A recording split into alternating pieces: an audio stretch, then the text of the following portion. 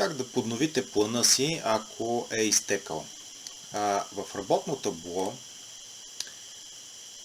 в таблицата с името на вашата фирма, ще видите до кога е валиден вашият план. Ако той е изтичащ или вече изтекал, тези данни ще бъдат в червено. Кликвате на линка "Поднови плана".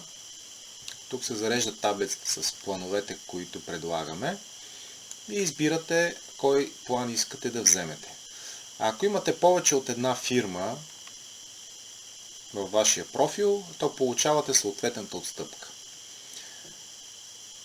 Избирате плана, в случая ще избера VIP-план, активирай и избирам начин на плащане.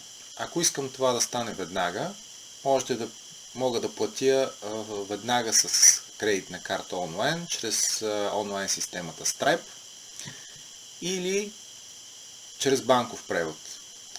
Избирам банков превод.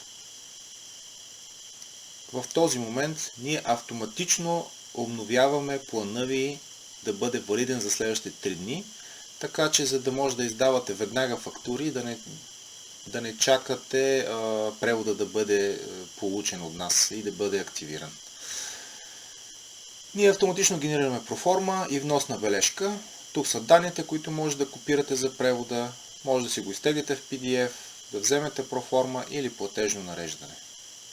Примерно, платежно нареждане, кликвате, разпечатвате с него и отивате в вашата банка, за да направите превода. Преводите се получават много бързо, може би в рамките на 1-2 часа профилът ви ще бъде активиран. Това е. Ако имате някакви затруднения, не се притеснявайте да се свържете с нас.